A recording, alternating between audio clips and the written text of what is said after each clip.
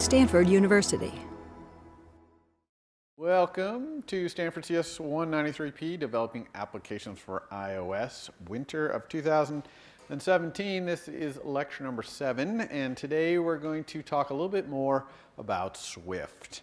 And once we do that, we can introduce some technology that we need to do more sophisticated UI kit objects like scroll view is going to be our first example of that today. So we'll have a demo at the end where we show you how to use scroll view.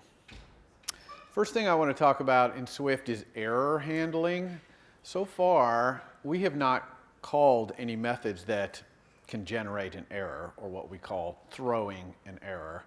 And we can always tell these methods, though, really clearly in any API, because when they're declared, they'll have the word throws after it. And throws means that somewhere in the processing of this method, it's possible, but not guaranteed, that it will throw an error. Okay? So when it throws that error at us, we have to catch the error. And the way we catch it is, well, first of all, every time we call a method that can throw an error, we have to use the word try. Okay? So we have to try that method because it might fail. So that's why we use the word try. But if we want to catch the error that comes back, we actually have to do that little try inside what's called a do construct. So we have to say do, open curly brace, and then some code that has some tries in it, and then close curly brace, catch. Then let error is going to allow us to grab the thrown error into a variable, in this case called error. We could say let any variable name we want. That's going to be the variable that has the error in it. And then in that curly brace, we handle the error. And then after we've handled it, our code continues. Okay? So we caught the error, we deal with it, we keep going. If we want to, and if our function throws, we could rethrow the error by using the keyword throw there in our second little curly brace space. Now this error that gets thrown to you, it does have to be of a certain type. The type is called error. It's a protocol, which I'm going to talk about later in this lecture, but it's a pretty simple little type. And in UIKit, when UIKit methods throw an error, they throw an error of this type NS error. So you can go take a look in the documentation for NS error and see what an NS error is. It has an error code, it has an error domain, like where the error occurred, and it even has some things like a description of what happened, why it failed, things like that. Now, sometimes we call a function that throws and we know for sure it's not going to fail. This is rare that we know this, but if we're certain about it, we can use another version of try, which is try exclamation point. And just like exclamation point means to force it in an optional, exclamation point here means to force it essentially. And if we call context save right here, whatever that function is, if we call it and it throws, our app will crash. Okay, that's what the try exclamation point means. It means try, I know this is not going to throw. If it does, crash my app. There's yet another try though, which is try question mark. Try question mark means try to call this method that throws, and if it does throw, just give me back nil. Well, for that to work, of course, the variable that we're assigning the result of this method, I called this one error-prone function that returns an int, whatever that returns is now going to return an optional version of that. So error-prone function that returns an int obviously, but x, this let x equal, that x is going to be an optional int for obvious reasons, because if error-prone function that returns an int throws, it has to throw nil back at us. Okay? So that's what try question mark is. Try question mark is give it a try. If it fails, just give me back nil. If I do this try, I don't get to look at the error. I don't know what it is. I'm ignoring the error here. Okay? I know there was an error, but that's all I know in the try question mark case. So it's a very simple error mechanism, works quite well in Swift. They really learned the lessons of some other languages that have more overwrought, overcomplicated throwing of errors that are throwing up call stacks and all these things. Swift is very straightforward. This is the entirety of the error processing. All right. Now they're a completely different topic, extensions. So an extension allows you to add a method, or a var even, to another class or struct or enum that you may not even have the code to. Okay? It's called extension because it extends that class. So here's a concrete example, help you understand why we might use an extension. Remember when we did our app last time and we went to our storyboard and we wrapped the detail of the split view in a navigation controller and it broke our code, right? It broke our code in Prepare for Segway because that code was looking for a face view controller and it found a navigation controller instead. And the way we fixed that is we just looked to see if it was navigation controller first, and if it was, we looked at the visible view controller of the navigation controller. Now we had our face view controller back again. Now we could put that code into an extension of UI view controller by creating a new var. You can see it right here, called content view controller. We can call it a new var anything we want. I like content view controller because if it's a navigation controller, it's the content. If it's not a navigation controller, it's just self. It's the view controller itself, it's its own content. And so I can add this. So I'm adding this var actually to UI view controller. So now UI view controller understands this var. It has this new var. Now I didn't subclass UI view controller to do it. I just extended UI view controller. So UI view controller and all subclasses of UI view controller will now have this var. And it makes that code that we had in Prepare, which looks something like this. The green part is the same in both places. It changes that code with all that to just this simple line of code. The Segway's destination, content view controller as my MVC. Okay? I think that slide says destination view controller, but really that should be segway.destination.content view controller there. Okay? So it just cleans up our code in Prepare for Segway. But the extension that we add to UI view controller is purely a UI view controller thing. It has nothing to do with our emotions view controller or anything like that. We purely extended UI view controller to have new functionality. Okay? Now, extensions inside their code, they can refer to self, and when they refer to self, they mean the class they're in. So in this case, this self means the UI view controller that is executing this var, which makes sense, right? There's some restrictions, though, with these extensions. Okay? So extensions are not a substitute for everything object-oriented, like subclassing and things like that. One thing is that you can't re-implement something that already is in there. So you can't override or subclass with extensions. Okay? You can only add new things that aren't there. And in fact, if UI view controller were to have implemented this var, content view controller, its version would win. The extension would not win. Okay? In fact, might even get an error when you try to add an extension to something that's already there. So it's not for replacing or overriding or anything like that. It's for adding new things. And a huge restriction to extensions is they cannot have any storage. An extension cannot have, the only vars an extension can have to be computed vars. They can't have any stored vars. Okay? Extensions have no storage. They're purely for adding code. All right? Now, this feature of extensions is easily abused, especially by beginners to Swift. They start saying, oh, cool, I'll just add this code in an extension here, and I'll add a code in extension there, and I'll add it over there. And you start getting this kind of messy situation where the extensions don't really make sense for the class you added them to. So I'm going to suggest that you be kind of go slow and steady with extensions. Don't use them too much. Now, having said that, extensions can be super powerful for architecting your code well. Okay, and especially when I start talking about protocols, they can be a fundamental aspect of building like a functional programming approach to building your app. But I don't have time to teach all that to you, so you're only going to know enough about extensions to get yourself in a little bit of trouble. So be careful with extensions, okay? Use them lightly. But in the future, when you start becoming a serious iOS developer, someday you're going to want to learn how you can use extensions to your advantage without abusing them. All right? Next topic, protocols. Super duper important topic here. How many people have encountered protocols in other languages? Nobody, see. And that's well, one or two people. So it surprises me a little bit, but protocols, while very simple, are also incredibly powerful. So a protocol is a way to declare a type that really just means these methods and vars with no implementation, generally. Okay? That's what a protocol is. A protocol, as you'll see, is a type, but you're essentially just defining a few methods or even some vars that are part of this protocol. And then we're going to use the protocol, as you'll see, to define our APIs better.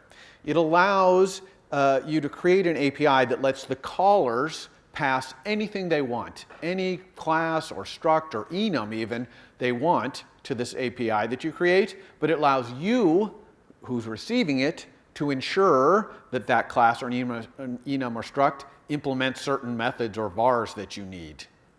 Okay? So that's what this is all about. It's about API design. We want to build API so we can express in our API exactly what we want and no more. Okay, just the methods and vars we need to do whatever this function is going to do or whatever, and not extra stuff. So a protocol is just a collection of method and property declarations. That's what a protocol is. But a protocol is a type. It's a full-fledged type. It serves any place you can use a type, like a float, you can use a type that's a protocol. Okay? Protocols are first-class types, absolutely first-class types. The implementation of the methods and vars in a protocol, since a protocol is just the declaration of them, where does the implementation happen?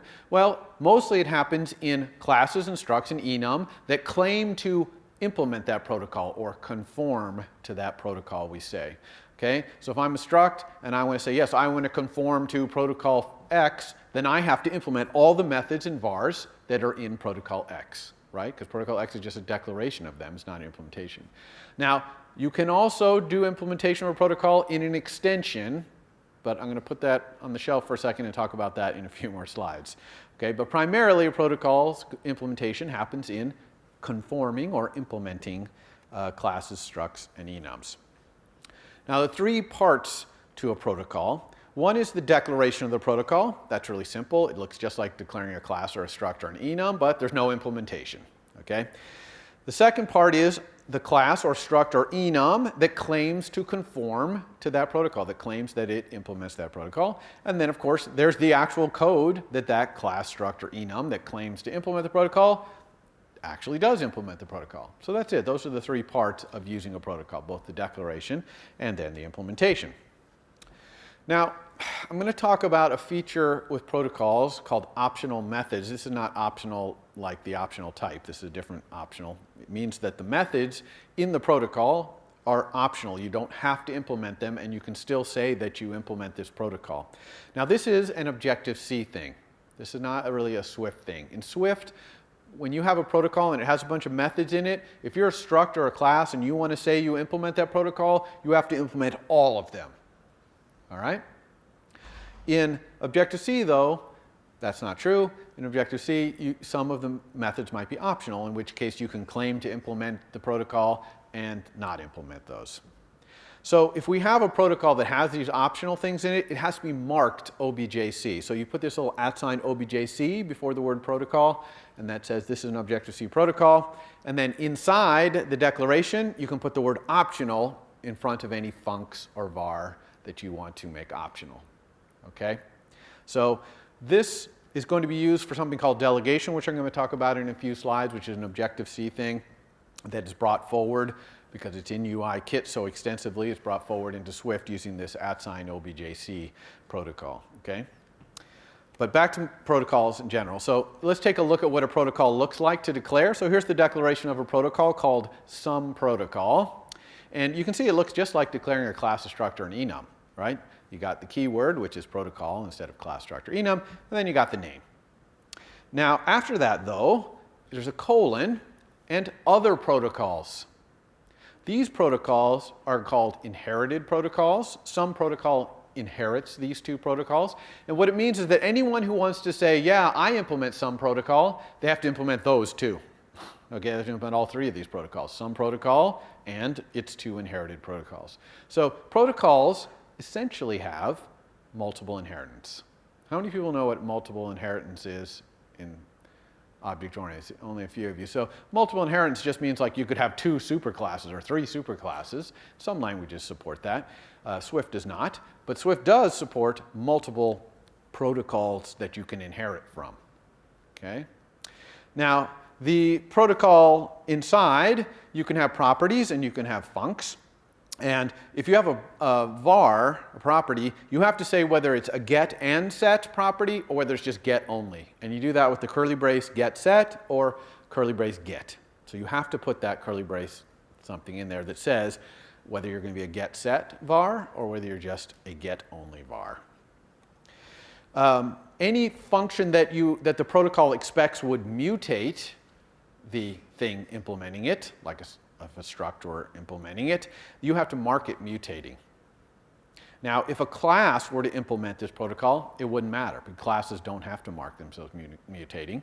And in fact, it's even possible to say, I want this protocol only to be implemented by classes. And you do that with putting the word class right after the colon. You see the yellow class right there? Some protocol colon class. That means this some protocol can only be implemented by reference types. And in that case, you don't have to put any mutatings in there. But if you're going to allow your protocol to be implemented by an enum, or especially by a struct, obviously, you're going to have to put mutating in there. You can also specify in your protocol initializers. You're basically saying anyone who wants to implement this some protocol has to be able to be initialized with these arguments. All right? If you do that, by the way, and you're a class, okay, then you have to mark the initializer required. I'll show you that in a second. All right, so how does a class or a struct or an enum say, yes, I implement some protocol? It does it this way.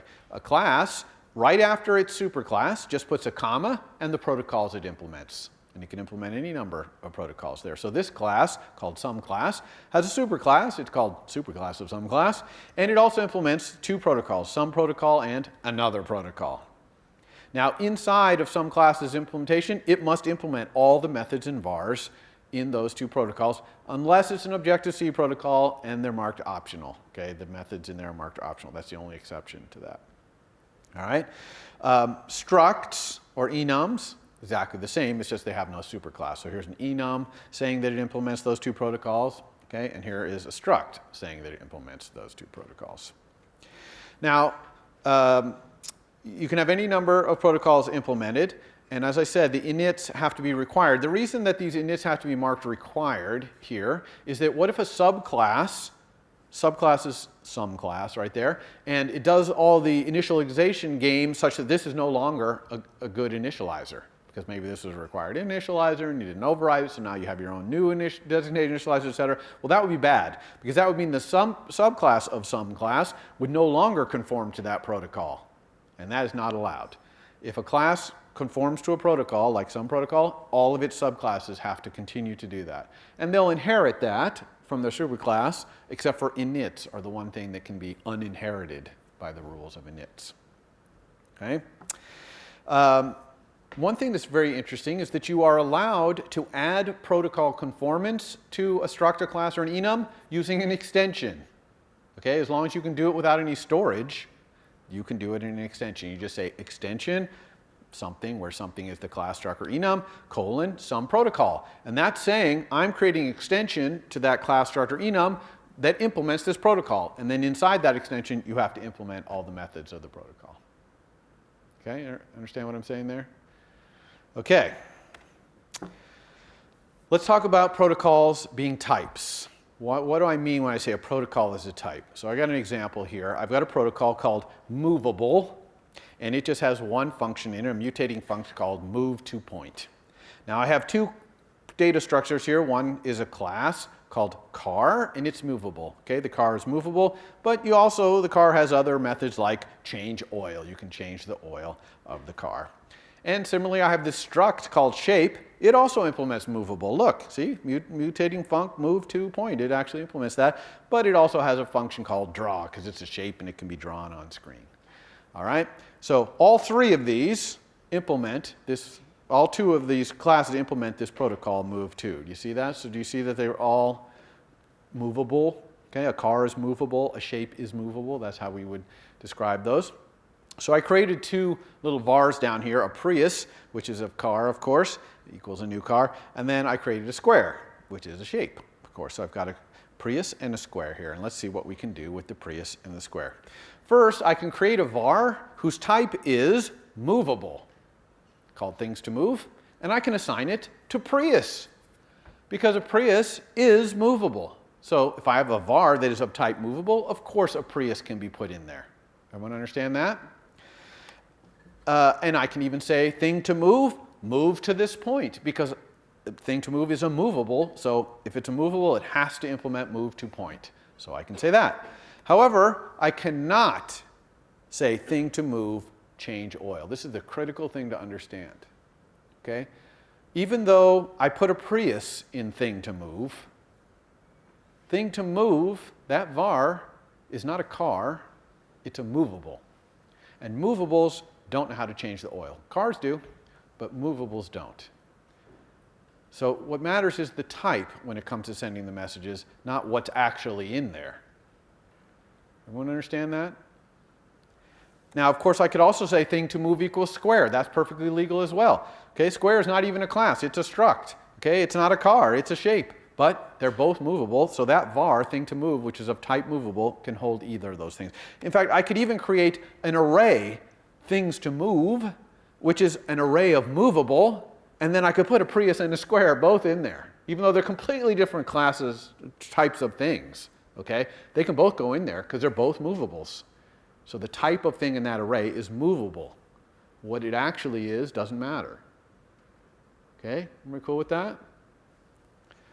All right, I could also have a function that takes a movable as an argument, like slide, that takes a slider, which is a movable, and I can say slider, move to that position, because the argument slider is a movable, so we can send move to. And I could say slide a Prius, slide a square. Works perfectly fine. By the way, you can have arguments to functions that require multiple protocols. For example, I could have a function slip and slide, which has a parameter x, which is both movable, and another protocol, which I haven't shown here, called slippery. And that's what the ampersand means. It means both of these protocols. So that inside slip and slide, I could send x movable things like move to, and I could also send it slippery things, whatever those are. Note that I can't say slip and slide Prius, because Prius does not implement slippery. Okay, Prius does not conform to the slippery protocol, so cannot pass in there. Swift would not even let me call that. Okay, everyone understand what I mean now by a protocol as a type? It's just a type, and anything that conforms to that type can be stored in something or passed through in something of that type.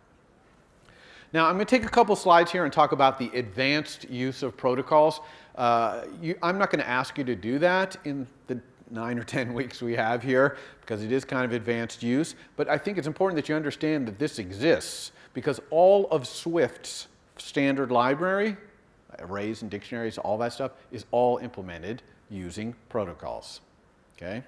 So one thing that a protocol can do, that I'm not going to ask you to do, is that it can restrict the type of a generic. Everyone knows what a generic is, right? An array of angle bracket T means that the array can hold any type in there. But that T, that array of T, could be restricted to things that implement a certain protocol. So here's an example, which is range. When I showed you range a few lectures ago, I said it was sort of range angle bracket T. Okay, the reason it was only sort of range angle bracket T is because actually range bound, or T, bound is just a variable name basically for that type, colon comparable. Okay, so a range can only be a range of things that implement the protocol comparable. Luckily, ints implement comparable, floats implement comparable, string characters and strings implement comparable, etc.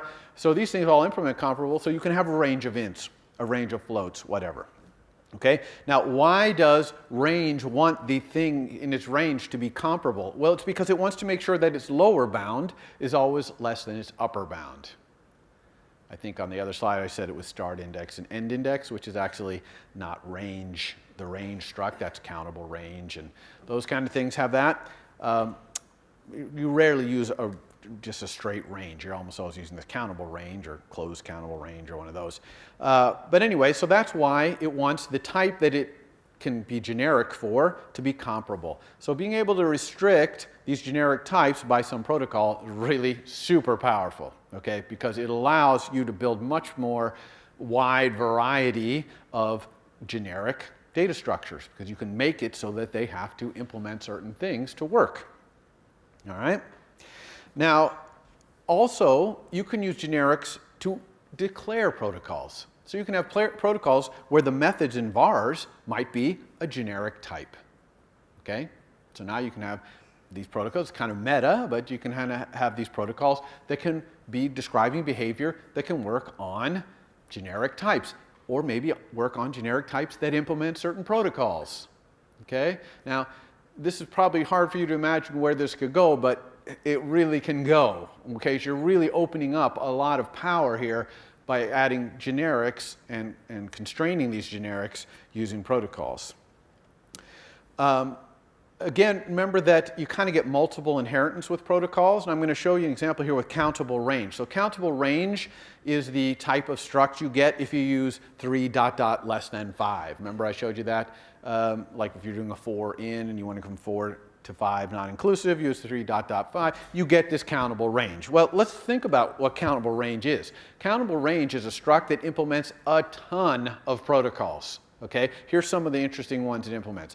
Indexable base, which gives it start index and end index, which I showed you on that slide kind of erroneously as range.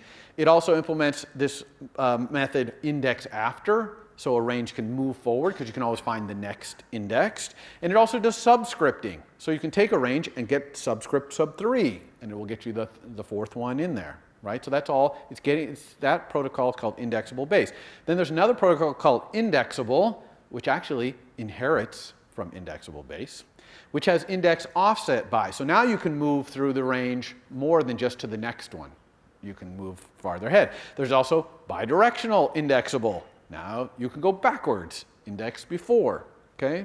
So these things like start index, index after, index offset, index before, these are just methods in these protocols. Okay? It also implements this very important protocol called sequence. And the main method in sequence is make iterator, which gives back an object that can do the for in thing. So a range, that's why a range works with for in, because it implements the sequence protocol. And it also implements the collection protocol. Collection is primarily just an indexable sequence, so it implements both those protocols. Things that are collections implement both those protocols. So why does Apple go to all the trouble to take something simple like a countable range and make it implement all these ridiculous protocols? Well, here's why. Because array also implements all those protocols. And so does dictionary and set and string.utf-16 view, the thing that lets you look at the Unicode characters in a string. All of these things do. So they're all sharing the same basic API description of their behavior, even though they're quite different. An array is quite different than a range. A set is different than an array. And certainly a character UTF-16 view is different than any of those things. A dictionary. So these are all different things, but they share the behavior of being indexable, being a sequence of things, being collections of things. They share all that behavior. And so that's described with these protocols. And wait, there's more, because of this thing I told you that extensions can be used to add code to a protocol. Okay? Now, there's a restriction there, of course, because both protocols and extensions can have no storage. So if you extend a protocol and give it some actual implementation by implementing some of the methods in the protocol, you can only use other methods in the protocol, or methods you inherit from other protocols, right? You can't use any storage. All you can do is call other methods and vars. But you'd be surprised how much you can do when you do that. And what that allows you to do, in this case, if you consider sequence, I told you that sequence mostly just makes you do that make iterator thing so that you can for in through the string characters or through the array or through the range or whatever. Well, if you just implement that one method, Apple has provided an extension to the sequence protocol that implements 24 other methods that are based on being able to iterate through, like contains. Is this thing contained in this sequence? Or joined by separator, which will take each thing in the sequence, turn it into a string, and join it by whatever separator you say, like a comma, and give you back a string. Okay? Or min and max. What's the minimum thing? Or the maximum thing? Of course, in that case, the sequence would have to have what? Comparable items. Okay, because you have to be able to compare them if you're going to do min and max. Even those cool functions I told you, filter and map, remember those that took a closure and you were able to map an array from one thing to another? You can do the same thing with a range. And that code is not in array, it's in this extension of sequence. Okay? So now you're actually inheriting true implementation, true functionality. And you're multiply inheriting it. Okay? And you're doing it in a generic way, so that the code works on arrays, string characters, etc., equally. Okay? So hopefully that's giving you some feel for like, whoa, what you could do if you had these protocols, if you designed your API using protocols, and then you could add code like this using extensions, you can hopefully see, and use generics especially, you can see how you could reuse a lot of code. Now, this approach, I actually mentioned it before, okay, this approach of focusing on the behavior of things rather than on the storage is leading to a methodology of programming called functional programming. Okay, and again, I can't teach you that, unfortunately, but I want you to know it exists, and maybe you can take a course here where you can learn about it. If you go out into the outside world, self-teach yourself if you have to. It's a very powerful mechanism for programming, and it's really, the protocols and generics play right into this because protocols and generics are all about the behavior of things, not about their storage. Okay? All right, that's all I can fortunately have time to say about the functional programming and protocols. And now let's back way up off of advanced protocols and start talking about a couple of simple uses of protocols. Here's a simple protocol that you could use right now in your calculator. It's called custom string convertible, and it only has one thing in the protocol, which is a var. It's a get-only var called description. Look familiar? Which is a string. And if you implement this protocol, then when you print, if you do the backslash parentheses thing and put your thing inside, it will call this description to get the description of it. So right now, if you said print, quote, backslash, open parentheses, your calculator brain in your view controller, close parentheses, it would probably print out some hexadecimal number and the word calculator brain, which is useless. But if you put colon custom string convertible after your struct calculator brain, now when you print it out, it'll print out the description. In other words, the equation, right? Because you implement description already. I intentionally chose the name description there so that you would implement custom string convertible automatically. But you have to also say that you implement it. You can't just implement description and expect it to work. You have to say, yes, and I implement custom string convertible by putting that on there. So give that a try. Go get your calculator and put this colon custom string convertible, and then in your view controller somewhere, print out your calculator brain with backslash parentheses. See what you get. All right? Another really simple use of protocols is delegation, okay? That's really where we've all been leading up to here in terms of a use case of protocols. This is not going to use any of the other stuff I was talking about, generics or extensions, none of that, okay? This is just the simplest possible use of protocols, although it does use Objective-C protocols because there's a lot of optional methods in these protocols. But this is how we're going to implement this MVC thing we talked about, which is blind structured communication. Okay, the delegate and the data source. You remember that from lecture 2? This is how we're going to implement. We're going to implement this with protocols.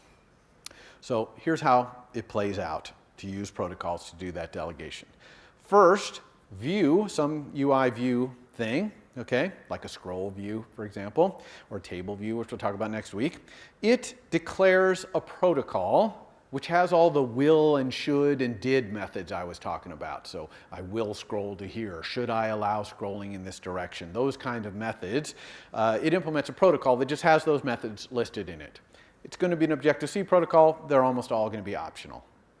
All right? So it just declares that protocol. Then the view adds public API to itself, which is a weak property called delegate or sometimes data source. And that type is that protocol. Okay? So anything can be assigned to that var as long as it implements that protocol. The view uses this delegate property in itself to get the answer, should I scroll here, and to tell people, I just did scroll here. Okay? It sends those messages to the delegate because the delegate implements, optionally, the methods in that protocol, so it can send it to them. If it has no delegate, if the delegate is nil, because this weak delegate property, since it's weak, it has to be an optional. All weak properties are optional. So it could be nil. And if it's nil, then the scroll view is just not going to talk to a delegate. It's just not going to ask it any questions or tell it anything. Now, the controller declares that it implements that protocol. That's what it has to say. It has to say at the top, you know, it's view class, UI view, class, calculator view controller, whatever, UI view controller, comma, UI scroll view delegate. So it says, I implement that. Then the controller sets itself as the delegate of the view, which will be legal now because the controller claims to implement that protocol. So it can now be put in a var of type that protocol. And finally, the controller implements whatever methods it wants. Since they're probably mostly optional, it can just pick and choose which ones it wants to. And those did and should methods will now start being sent to it by the scroll view or whatever. Okay? So now the view is hooked up to the controller. The view has no idea who he's talking to. All it knows about its delegate is that it implements those should and did things. That's all it knows. So it's completely generic and reusable view still, but it can communicate with the controller. This mechanism of delegation, you find it all throughout iOS. Any complicated iOS object is going to use delegation when it needs to talk back to its controller in a complicated way. This was all designed, though, pre-Swift and pre-closures, things like that. A lot of times, a closure might be a better solution than delegation. Okay, so delegation, a little bit of what do you call it, backwards compatibility thing, but you still got to know it well if you're going to do iOS because it's just everywhere in iOS. By the way, do not use delegation in your homework assignment 3. I think I might even have made it a required task. You can't do it. Do not use delegation. I never teach you anything after the assignment's already, you know, started to be due. So, yeah, delegation is not for assignment 3.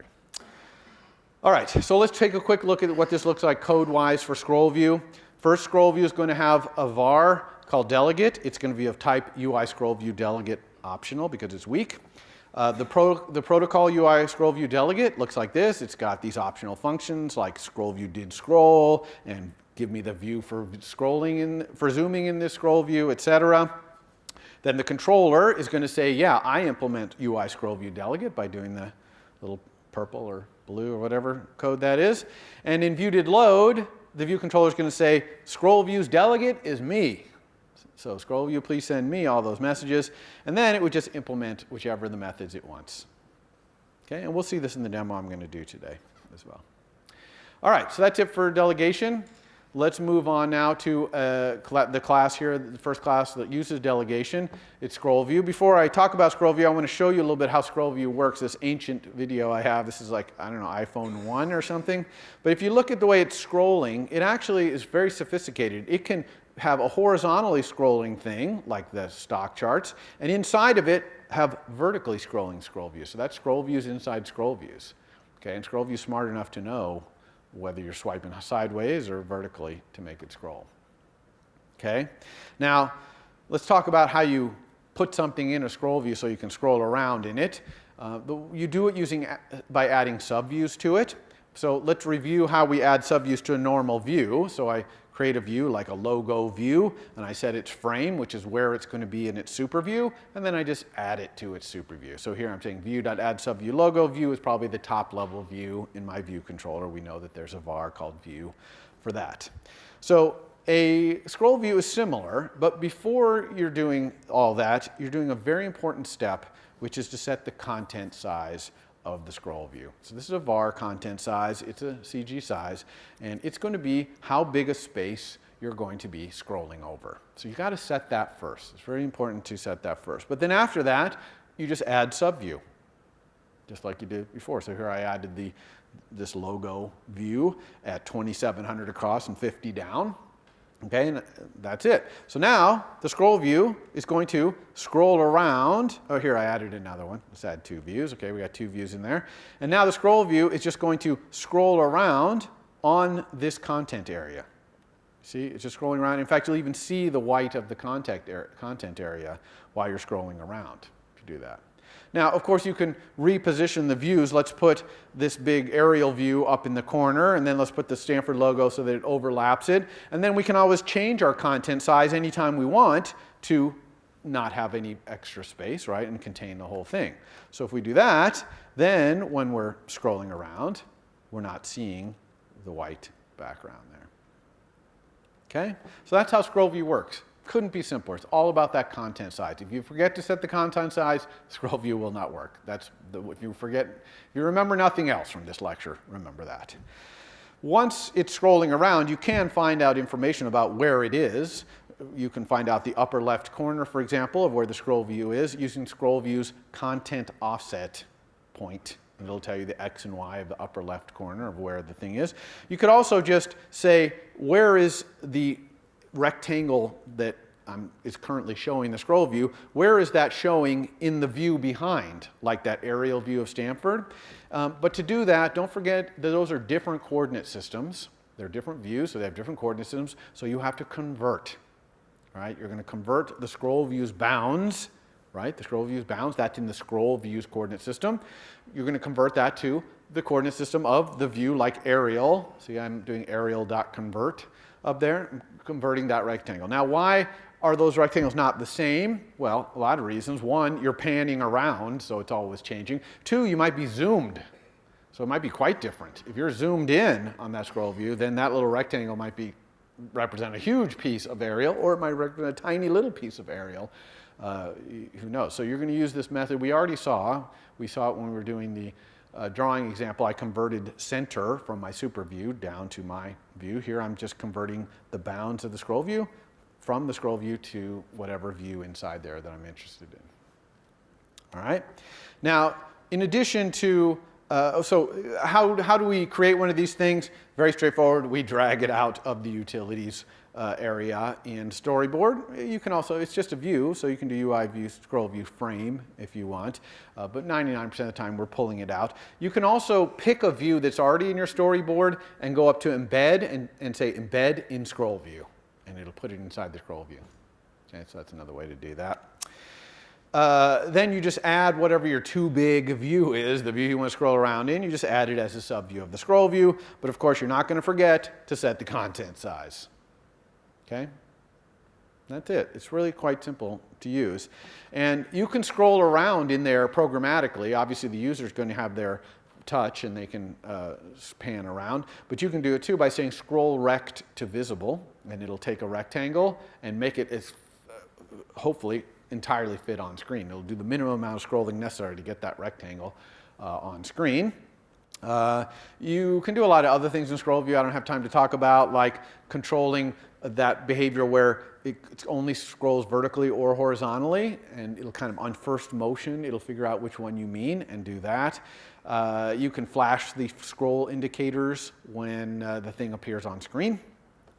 You can also offset the actual content that you're scrolling over by a little bit. This happens a lot in navigation controllers. Sometimes the bar at the top, which is semi-opaque or semi-transparent, is not transparent enough for the application of this, whatever you're looking at in your scroll view. So you'll offset it a little bit, the content you'll offset by that height of the navigation controller. So there's a whole bunch of stuff in there you can't really talk about.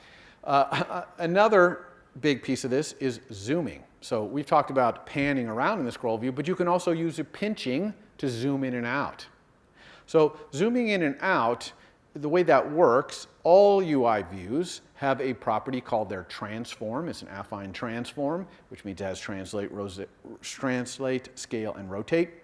And when you pinch on a view, all it's doing is affecting the scale of its transform. It does nothing else. Now, that for most views, for all views, that's going to scale the bits up. So if you zoomed in really big, you'd have really big pixels. It would look really grainy. But if your view wants to, it can make it look really good after the zooming's done. For example, UI image view does that. If you're zooming in on a UI image and it's got more bits of resolution, it'll show them to you as you zoom in. And you could do that, for example, with your calculator. If you had your calculator in a scroll view, which you're not going to, but if you did, if you had the graph part of it, you could, when it pinched in, when it was done pinching, you could redraw the graph to give it nice, smooth curves, right? So it wouldn't be all pixelated. All right? I'll show you how to do that in the next slide. So two things about zooming in a scroll view, though, that you have to know. One is you have to set the minimum and maximum zoom scale. So that's how far you'll zoom in and how far you allow to zoom out. And by default, these are 1.0 and 1.0, meaning no zooming in and no zooming out. So you have to set these to something. So if you set the minimum zoom scale to 0.5, means you'll zoom down to half its normal size. And if you set the maximum zoom scale to 2.0, it means you can zoom out to twice its normal size. All right, so you can decide how much you want to let your user zoom in and out. The other piece is you need a delegate method.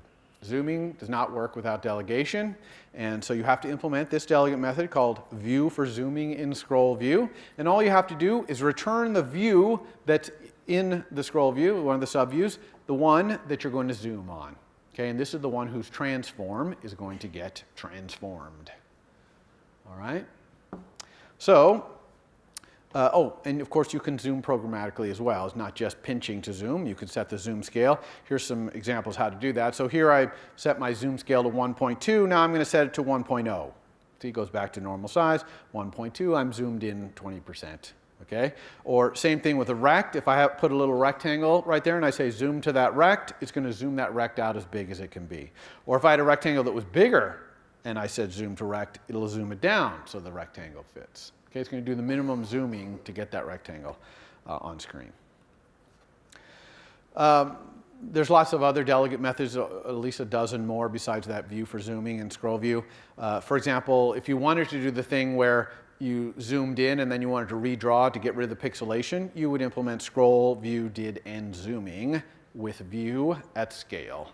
And this will tell you when the pinching has stopped, and now you can redraw. Of course, if you redraw, by the way, at the new scale, you're going to reset your transform, the view's transform, back to the identity transform. Otherwise, you'll be both drawing it scaled, and it'll be scaled because of your affine transform as well, pixelated too. So you don't want both of those things going on at the same time.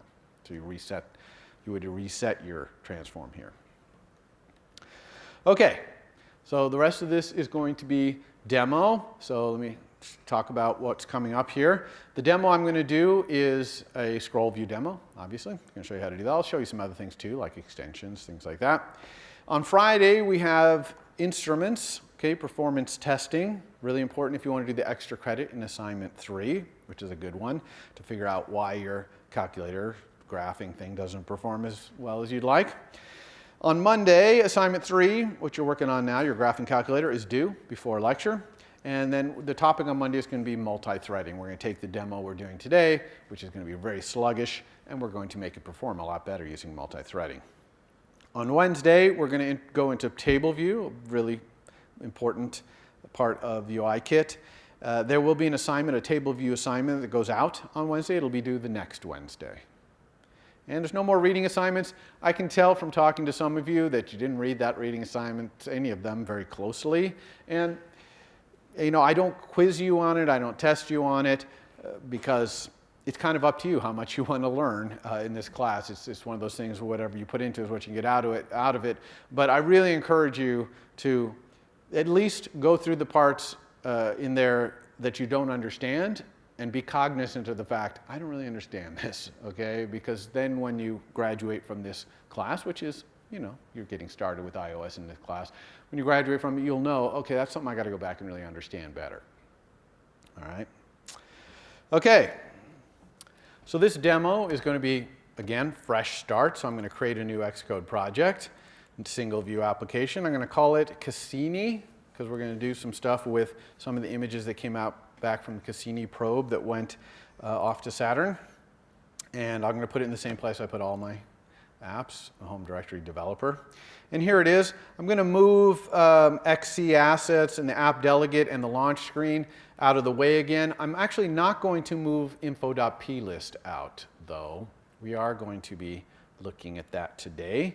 So we're going to put these in supporting files. Now, I showed you last time how we can rename a view controller if it's got like a generic name like this. You know, another thing we could do to this view controller is just delete it. So I'm just going to go here, right-click on it, and delete it, and remove all references to it. And I'm going to go to my storyboard right here, which still has this view controller. And by the way, if I go look at the identity inspector here for that view controller, it's still trying to be class view controller, even though I deleted that from my app. All right? But I'm going to fix that by just deleting that from my storyboard. All right? So now, no view controller anywhere. Now, I do need a view controller for my app, and it's going to be called Image View Controller. It's going to be a generic, reusable MVC for showing an image. Whenever I build an MVC, I always want to see if I can build a nice generic reusable one, because then maybe I can use it in some other app that I'm building. And also it gives me the discipline as an API designer to think about my public and private API of it. So let's go ahead and do that. Let's create a new file, Cocoa Touch class, of course, and we'll call it Image View Controller. It's a subclass of UI View Controller. Okay, very careful here. I do not want to put this at the top level. I want to put it down in here where the rest of my files are.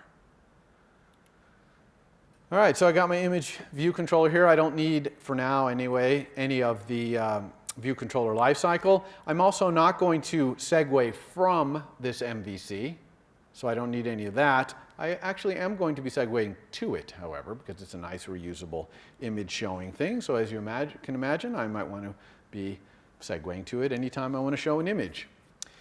When I have a new class like this, one of the first things I like to do is think about, what is my model? Because the model is what this MVC does. So if I can determine what the model is, it'll help me think clearly about what this MVC is all about. And so this shows an image, so I'm going to have my model, I'm going to have it be public so other people can set my model, and I'm going to have it be a URL of an image. Because what does my MVC does? It shows an image. That's what it is, an image shower. So it seems like having a URL of an image would be a good model for it. Now let's go back to our storyboard here and create an MVC for this thing. So I'm just going to grab a view controller, drag it out here. I'm going to go up to the identity inspector again, and I'm going to set it to be an image view controller. Right? Now, I could start building my UI here by dragging more things in, but I thought it might be valuable a little bit to show you how to build some UI in code. It's going to be simple, but we'll build some UI in code. And what my UI here is going to be at the beginning is just an image view control, or a UI image view, right? I'm just going to show an image using UI image view, this class UI image view. By the way, one thing that's missing here, you can tell by this warning. Let's click on this warning and see what it says. It says image view controller is unreachable. Remember that? There's no way to get to this. That's because there is no arrow that goes into this anywhere. If I were to run this app, it would crash and say there's no initial view controller. So how do you set the initial view controller? Well, you pick the view controller you want to be the initial one, and you go over here to the attributes inspector, because it's an attribute of that view controller. And down here under view controller, right after its title, is initial view controller. So I clicked that, and look what happened. Got the little entry arrow there. So now when this thing runs, it's going to jump right into this view controller, which is where we wanted to start. Eventually, we're going to have other MVCs, but we'll start with this one. All right, back to my image view controller here. I said I wanted to build its UI in code. I know I need an image view, so I'm just going to start right off with private var image view is a UI image view. And in fact, I'm going to create it right here. There's no reason not just to say this. It's going to create it with basically cgrect0. This is just like saying frame cgrect.0. It's exactly the same as doing that, but we don't need that extra code there. So now I've created this image view. It's in the upper left-hand corner of whatever its super view is. It's not in any super view yet, and it's of 0, 0 size. So it's not that useful, but of course, as soon as I set an image in it, I will resize it to fit that image. And speaking of setting an image in it, I imagine that when I set an image in my image view, I'm going to need to do things like change the frame of my image view and things like that. So I'm going to create a little private var here called image, which is going to be a UI image. And it's going to be computed, and it's going to have a get and a set, so that every time I get or set the image, I can do other stuff. Okay, this is a really kind of simple, clean way to to do ancillary things when you're setting and getting some piece of data. So, for example, when I set this image view right here, I'm going to set this image, I'm going to set the image view's image to be equal to that new value. Of course, that's the primary thing. If I want to set my image, I need to set it in my image view. So this var right here is just the image that this image view is showing. But also, like I said, I want to set my image view's size to fit this new image. And in fact, there happens to be a method called size to fit in image view that will cause it to size its frame to fit whatever image is inside of it. So it's nice that it had this nice method for me right here. If I control click on it, you can read it and see that's what it says. And then how about getting it? Well, I'm just going to return the image view's image in this case. Okay, so this is a var, and it's computed, so there's no storage. And actually, I'm doing the storage here in the image view. Now, this is giving me an error right here. And the error it's giving me is that I need to unwrap this. Well, that's because this image right here is an optional, because image views don't have to have an image. They could be empty at the time. Now, I could unwrap this here, but I'm thinking, you know what? I want my UI to be able to be showing no image at some point. That's perfectly reasonable. So instead, I'm going to change this to be optional. Okay? So this image var is an optional. It can be nil. And when I do that, I want to make sure that I can say imageview.image equals new value. Is that going to work if new value is nil? Yes, it is, because we know that this image view's image is itself an optional. The image view might have no image at this time. It's perfectly fine. Okay? Everybody cool? Understand what I did there? It's just a code organization thing. It just keeps me from having to, be resizing this fit somewhere else or to be putting in some other part of my code that makes no sense. Here it makes sense because here's where I'm setting my image. All right, let's now put this image view into our view hierarchy in code. I told you we were going to do our UI with code. Let's do it. We're going to say view did load is a good place to do this because we know that by the time view did load happens, we're fully initialized. All our outlets are set. We've been prepared if someone's segueing to us. We're in a really good state right now to add more things to our UI. And I'm going to do that just by saying view. Remember, that's this special var in view controller, which is the top level view. Add subview my image view. Okay? So I'm just putting it on there. It'll either be 0, 0 size, or if someone set my image URL, then it might be sized to fit or whatever. Okay? Now, what happens if someone sets my image URL? I better set this image. Okay? And we know a good way to do that, right? It's our property observer here on our model. Anytime someone sets our model, first I'm going to actually clear out whatever image I have. And then I'm going to put the fetching of an image in another method.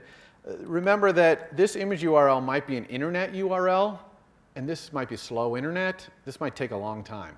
So I'm going to put it all off into this other function here, a private function, fetch image. And it's going to do the image fetching. So how do we fetch an image from a URL? All right? It's actually remarkably easy. First, I'm going to make sure that I have a URL to fetch. I'm going to say if I can let a URL equal our image URL. That's our model. Okay? So if I can get my image URL there, then I'm going to let the contents of that URL, so I'm going to go out on the internet and get the contents of it. I'm going to let that equal data contents of the URL. So data is that bag of bits thing I told you about a few lectures ago. And it has a really cool initializer, which is load up your bag of bits with whatever's at this URL on the internet. Now, this has an error right here. And the error is that this throws. Because that URL might not point to something, or it might be a malformed URL, or it might be a URL to some bad data or something like that. So if I look at this error here, it's complaining about the mutable, but it's also saying this call can throw, but is not marked with a try, and the error is not handled. Now, here, someone's asking me to show this image URL. I suppose I could catch that error and put up an alert saying, here was the reason I couldn't display your image, but I'm just going to instead use try with a question mark. And if I can't get it, then I just won't show it, which is probably not that great, but it's good enough for a demo. Okay? So now, as soon as I put try question mark here, this is no longer going to be of type data. It's going to be what type? Yeah, it's optional. See? It's an optional data. Because if it throws, it's going to come back nil. All right, well, since that's optional, I'm going to say if I can let the image data equal the contents of that URL, then now I can create a UI image with that. And sure enough, my image, which is this var right here, is going to be equal to UI image. And image, we all know about image named, but there's also image with the image data. So if you have the actual JPEG data or whatever, you can make an image out of that. And of course, when I do image equals UI image here, it's going to go down here to this setter. It's going to set that image in the UI image view, which we added as a subview. And then it's going to size to fit that image view and show it to us. All right, I've got it. Now, there's only one problem with this. There's one thing I don't like about this, which is, well, let's do one other thing too. I'm going to go to view did load here and have it do a demo URL so we can see. I'm going to set my own image URL equal to, and I have these demo URLs here. Okay, it's this little thing right here. Copy that in. These demo URLs have, for example, a little Stanford URL right here and also some NASA ones, which we'll be doing next time. But I'm just going to use this Stanford URL right here. So our image URL equals demo URLs.Stanford. Okay? Now, what I don't like about the way we've written this code, though, is here in view did load, I'm setting my image URL to Stanford. That's going to go up here and cause this fetch image to immediately happen, which is going to go out onto the internet and grab this image. So as soon as view did load happens, man, I'm out on the internet getting that thing. And that's probably not something you want to do. Why wouldn't you? Imagine this MVC, which is supposed to be reusable, was in a tab bar. Okay? All of the MVCs rather that are in the tab bar, they're all created and view did loaded even before any of them are shown. So if I had a tab bar that had 5 image view controllers right here, they'd all be off on the internet loading things. I might not click on any of them. And I wasted the cellular data plan of my user. All right? So I really only want to go fetch this URL when this view controller is going to appear on screen for sure. So can anyone think of where I would put that instead of in view did load there? Different view controller lifecycle method. How about view will appear? Super view will appear. Okay, so I'm going to do the actual fetching and view will appear. Now, I want to do this. No, okay, there's another problem though. What if I'm already on screen and someone sets my image?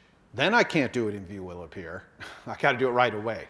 So I kind of really just want to delay doing it to view will appear if I'm not on screen already. So what I'm going to do up here, with my image URL up here, is I'm just going to check and see if I'm currently on screen. And if I'm not, sorry, if I am, so I'm going to here say if my view window is not nil, then I'm going to go fetch this image right away. Okay, so view, remember that's the var, that's the top level thing.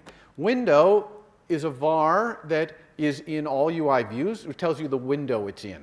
And if you don't have a window, it means you're not on screen. If you do have a window, you are on screen. So if my view.window is not nil, then I'm on screen, I'm going to go in and fetch. Otherwise, I'm not going to fetch. And instead, down here in view will appear, I'm going to say if my image is nil, so if I don't have an image yet so far, then go fetch it. So you see how the combination of these two things is going to wait to fetch it until view will appear. Unless I'm already on screen, then it'll fetch it right away. So that's at least delaying it. So now if I were in tab bars, when I clicked on the tab, view will appear would happen, and I would load up. And if I did something that caused the image to change, it would change right away because I'd be visible. If I went off screen, they clicked on another tab, my image was changed, it wouldn't change. When I click on it, then it would go get it from the internet. So I'm minimizing the amount of data plan usage if the person is doing it over cell. Okay, so I think we got everything we need here to make this work. Let's try running. Let's go on an iPhone 7. Hopefully our network works on this laptop here. Okay, so it comes up here and it's not showing. Where is our image? We don't have any image. Well, I think I see something in the console down here. Let's see what that says. It says App Transport Security has blocked a clear text HTTP. It's insecure. Of course, we know HTTP is insecure. HTTPS is secure. It says temporary exceptions can be configured via your app's info.plist file. Luckily, I didn't move my app info.plist into supporting files because I knew this was going to happen, obviously.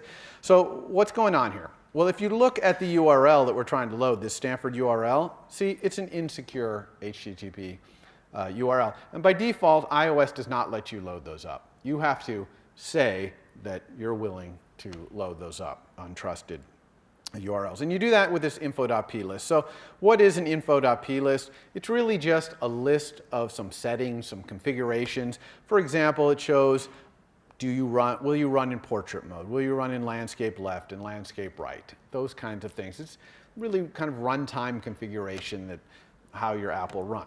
So we can add this app transport security that we need right here by right-clicking. Okay, we right-click. Pay attention here because you're going to need to do this probably maybe in a future homework. But we're going to right-click and pick Add Row. So that's going to add a row. Oops, we don't want to add a row there. Sorry, that added a row to our supported interface configuration. So we want to be not selecting that and do Add Row. And if you go look in Add Row, right near the top is App Transport Security Settings. You see it right there? So I'm going to click on that. And then I'm going to open the security settings. Don't forget to open those settings. And then hit plus, which will add a security setting. And here you can see the options. And we want the one which is allow arbitrary loads. We'll allow any HTTP URL to be loaded. And we're going to go over here and say that that is yes. So allows arbitrary loads, yes. Okay, so we just add this our info plist. Now when we run our app, we've given permission essentially for the app to load these HTTP non-S URLs. Okay, there we go. Look at that. Woohoo, we got Stanford, and we can even rotate. It's good. Now, of course, we can't see the whole image here, and we can't zoom in. It'd be nice to be able to zoom in. For that, we obviously need a scroll view. So how are we going to put a scroll view in here? Well, this is a good opportunity to show you mixing code for doing your views in code with doing it in the storyboard. So I'm going to put my scroll view in the storyboard, and we'll leave the image view in code. Okay, so you see them both working together. So to put a scroll view here in my storyboard, I'm going to just search for scroll view down here in the utilities window. There it is. I'm going to drag out a scroll view. Here it is. I'm going to use the blue lines to put it in the whole, filling my whole MVC here without even any borders. Then I'm going to use this little reset to suggested constraints, remember that? To have it do the auto layout for me. Then I'm actually going to go up here to the size inspector right here and click on it to double check what it did in terms of constraints. And sure enough, it's done exactly the constraints I want. All right, so we have this. We want to talk to the scroll view. Of course, we need an outlet to it. So let's get our controller on screen at the same time here. And let's control drag. I'm going to put it to scroll view down here by the image view. So let's control drag right into our code right there. It's an outlet. It's a scroll view. Notice it's weak. We talked about why our outlets are weak. I'm going to call this outlet scroll view because that's what it is, our scroll view right there. Now I want to integrate the image view into the scroll view. So I'm just going to, when the scroll view gets set, I'm just going to add that image view as a subview. Okay, and now I don't need to do that in view.did.load. Where is view.did.load? Okay, don't need to do adding the image view as a subview of our top level view because now I'm adding it as a subview of the scroll view. All right, make sense? So let's see if that just works. That should just work. Yeah, it's good. And you should all be thinking about, why wouldn't that work? Because I'm going to ask you why it's not working in a second. All right, here it is. It looks like it works. Let's scroll. Oh, we can't scroll around. Why? I know I put a scroll view in there. How come the scroll view is not scrolling? Anyone have an idea? Okay, he's saying the two variables, the zooming things. Well, that's true. That's why it won't zoom. But it won't even pan. Why won't it even pan around, let alone zoom?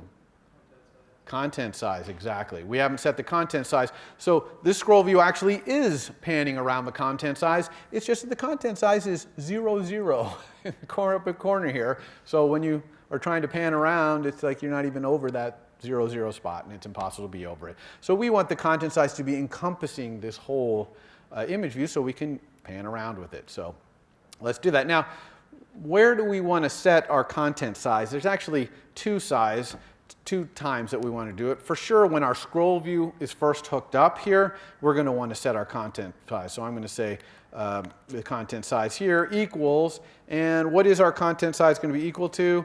Well, it's our image view's frame size. Okay, we want to enclose our entire image view. So whatever the size of our image view is, that's what we want the content size of our scroll view to be. But there's another time we're going to want to set the content size, which is if our image changes, right? If you put a new image in there, then we're going to adjust our content size to make a change. And luckily, woohoo, we have this nice bar down here so that every time we set our image, we can do things.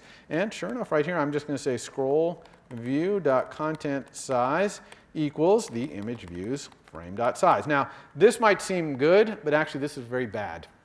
And the reason for that is that if we're an image view controller and we're getting prepared, someone's going to set our image URL. That's how they're going to prepare us, right? So let's follow what that's going to do.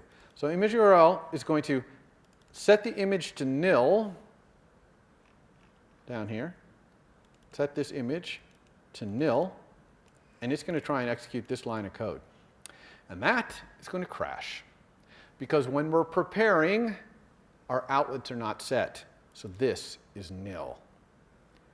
So the way around that, question mark, just optional chain. If it's nil, I won't be setting the content size of the scroll view, but that's okay, because later I'll come along and do it here when the outlet does get hooked up. So this is just to remind you that anytime you're accessing outlets in methods that might be called during prepare, you need to optionally chain them, okay? So it doesn't crash your app during prepare. All right, so let's go ahead and see if that fixed everything. Set our content size here. Should be good to go. All right, here's our image, and ooh, look at that. Scrolls nicely. Rotate, okay, scroll. Notice it has a kind of this little thing where you scroll too far and it bounces back. You can control that, by the way, in the scroll view. It's one of its settings. All right. Oops, wrong rotation there. Okay, we got it. Now, of course, now we'd like to zoom in. We want to look and see if we can find any of ourselves down here. Maybe that's one of us right there. We want to zoom in and see. But for zooming, as he was saying up above, we need to make sure we set the minimum and maximum zoom scale, or because actually the minimum and maximum zoom scale are set right now. They're set to 1.0. So that's minimum and max means no scrolling. All right, so let's set that. A good place to set that is probably when our scroll view is first hooked up as an outlet. So we'll just do this here. We'll say scroll view dot minimum zoom scale. Let's go really small. How about 0.03? Okay, 3% of the size will allow our image to be really small. And maximum, just to show you the difference, we'll make it only so we can only be twice as big. Okay, or we could even make it so it can't be bigger. Right? 1.0 would be, it can never be any bigger than it is. It could be smaller, but not bigger, which we might want, because if it's allowed to be bigger than its natural size, it's going to start getting pixelated. Maybe we don't want that, but just so you can see it happening. And what's the other thing we need to do to make zooming work? No one remember? We need delegation. Yes, the scroll view needs to know which of its subviews you want to have the transform change. And it does that by asking its delegates. So now we're going to get to see delegates in action right here. So to make a delegate work, you need to set the delegate to be yourself. So I need to say scroll view.delegate equals myself. Now this is not legal. This is going to generate an error, and hopefully you can kind of see why. We'll look at the error, and it says you cannot assign the value of type image view controller, which is what self is, to the type UI scroll view delegate, optional. So I told you that the scroll view delegate is an optional UI scroll view delegate protocol, and that's what it is. And of course, self isn't that, even though it doesn't implement any methods, and that protocol has only optional methods, because it needs to go up here and say, yes, I'm a UI scroll view delegate. Okay, so this is this class UI view controller saying, I conform to this protocol. And as soon as I do that, the error goes away, and there's no errors. Even though I didn't do anything, I didn't actually implement the UI scroll view delegate protocol. That's because all the methods in UI scroll view delegate are optional. So I don't implement any, but they're all optional. So I've conformed to the protocol. But of course, that's not going to help us with our zooming, because we in fact do need to implement a method. Now, I'm going to show you a cool way to do this with extensions. I'm going to add protocol conformance to my image view controller with an extension. And I'm going to do that like this. So I'm going to make it so that it does not conform. Okay, image view controller does not conform. But I'm going to add an extension down here at the bottom of my file, which is an extension to the image view controller, which causes image view controller to conform to the UI scroll view delegate protocol. Okay? So by just putting this here, this error down here is going to go away, because I've added an extension which causes this class right here to conform to this protocol. Again, all the methods are optional, so normally we would have to put a bunch of methods in here. But I am going to put the one method we do want down here, which is view for scrolling view for zooming in scroll view. Now what's interesting, notice as I start to type this, it actually knows that I'm a UI scroll view delegate, so it offers me that method as a choice. So I'll double click on it. Here's my view for zooming in scroll view. I just need to return which view I want to zoom in. For us, of course, it's that image view. So I want to just say return image view. But that doesn't work. Why do you think that doesn't work? This image view is private. Okay? Now, I could unmake it private, but now everyone can see that image view.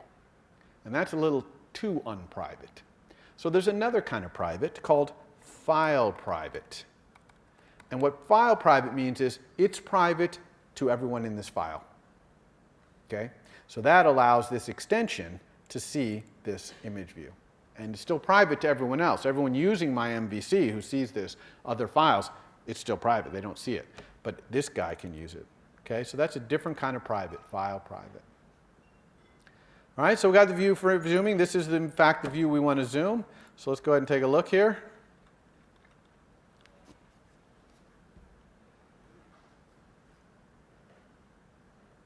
All right, here it is. We can still scroll around. And if we hold down the Option key and get our two fingers here, we can also zoom. Okay, and we can zoom in really small, and we can zoom out. But notice it won't let me zoom any larger than 1.0 because I set that as my maximum zoom scale. All right. So the last thing I'm going to do, well, I'll leave this as is because I'm going to post this code like this and you can play around with it. Next time what I'm going to do is add another MVC that lets us pick some NASA images, these Cassini NASA images. And one thing we're going to find about those images, they're huge. And even on our Stanford network, they take a long time to download. And that's going to be annoying, and so we are going to use multi-threading to keep our UI responsive, even though it's doing this very expensive thing, which is downloading this huge file. All right, so I'll see you then. For more, please visit us at stanford.edu.